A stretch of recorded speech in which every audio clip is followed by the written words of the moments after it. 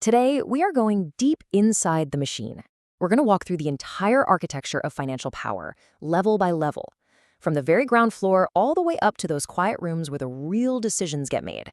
Look, this isn't about balance sheets, not really. It's about the unwritten rules, the choices, and the personal costs at every single step of the climb. So let's start right here. It's just before dawn. You've already been at your desk for hours. You've got your 3 monitors, a coffee that's gone cold, and just that low hum of the system right before it wakes up. This is it. This is where it all begins for you. You're 23 years old, and you are, for all intents and purposes, the foundation of this entire building. You live inside spreadsheets, you're running numbers for deals you will never see get signed, for clients you will never, ever meet. Your entire life is measured in these brutal 14, sometimes 18-hour days. No, you don't have any power. Not yet. But you are learning exactly where it lives. Okay, let's ground this in reality. Your reality. $94,000. That's your student debt. It's what you owe. It's the reason that salary, the one that sounded so enormous a year ago, now just feels like the price of admission.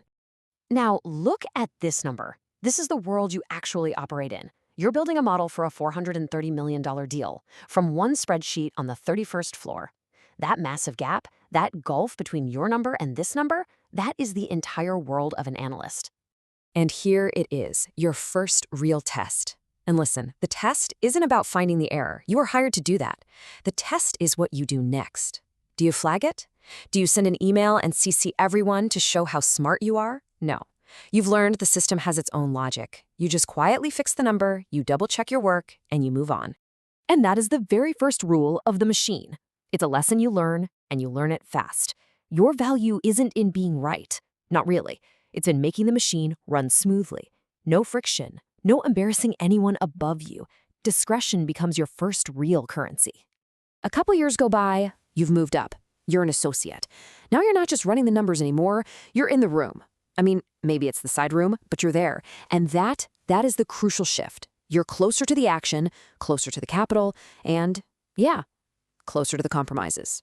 Your entire focus changes. You're working on what's called a leveraged buyout, basically using a mountain of debt to acquire a company. Your world shrinks down to these cold, hard metrics. You're modeling EBITDA margins. That's just a way to measure profitability, and debt service coverage to make sure the company can actually pay for all that new debt.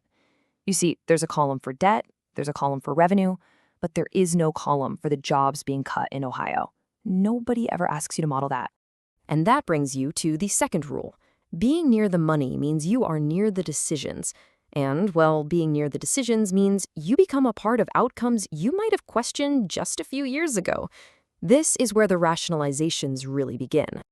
And then boom, you're a vice president. Everything changes. The whole tone shifts. You're not just supporting the deal anymore. You are the deal. You're managing a team of analysts and associates. And now, the client, they're finally looking at you. They're asking you the hard questions. So here's how that new calculus works in the real world. The goal is perfectly clear. Deliver a 22% internal rate of return. That's just a fancy metric for how profitable the deal is. The method is also clear. You have to restructure the company's pension obligations. And the justification? Oh, it comes prepackaged. It's a defense mechanism, a neat little story that allows the whole thing to go forward. The pension was already broken. And for mastering this new logic, for executing that deal, this is your reward, your year-end bonus. You see, the system provides some very powerful incentives to follow the logic, to find the justification, and to just get the deal done. And this gets you to the third and maybe the most important rule yet. The moral questions, they've been outsourced. They're someone else's problem. Your primary concern is logistics, execution, closing the deal. Is it a good deal? That's not even the variable anymore. The only question is it executable? Now, as a director, your job changes in a fundamental way. You're not just executing deals anymore. You're originating them. You're bringing them in the door. So your product isn't a spreadsheet, it's confidence. And your most powerful tool isn't financial analysis, it's information. See, you've already mastered financial leverage. That was your training, that was the grunt work. But now you wield informational leverage. Knowing which company is about to put itself up for sale. Knowing which activist fund is quietly buying up stock. You're not acting on it illegally, but just knowing makes all the difference. It makes you decisive. And then you learn a very hard lesson. A massive $2.8 billion deal. Gone.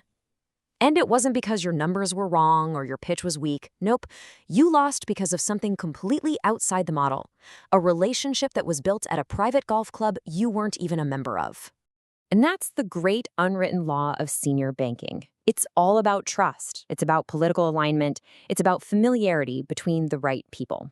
You can have the best numbers in the entire world, but they are useless if they can't travel across a bridge of trust. So what do? You join 2 clubs within the month. You adapt. And now, you've finally arrived. You are a partner. Your name is on the door in every way that truly matters. But the way you think has to completely change. You're not optimizing for an annual bonus anymore. No. You are optimizing for a 5, maybe 10-year fund cycle. Your entire perspective just lengthens. This is the world you command now. A single deal can span continents. It involves different regulators, massive pools of capital from sovereign wealth funds, from pension funds.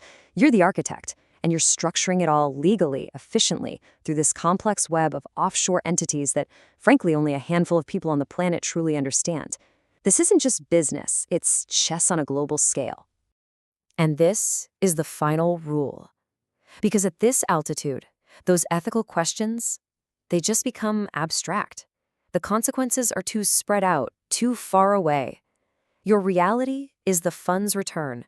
You are so completely integrated into the machine's logic that you become its logic. But beyond partner, there's one last level, and there are no titles here. There's just a name. Your name. You are an institution. You've been inside this machine for almost 50 years, and your influence, it isn't about active power anymore. It's something much quieter, more structural. It's gravity.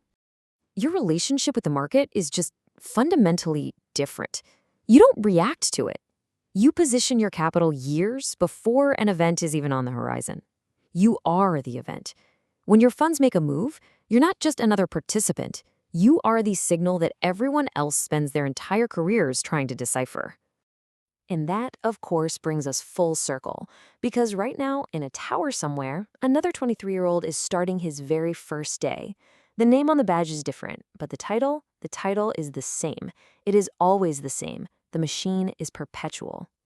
You know, he's there for the money. Of course he is, just like you were.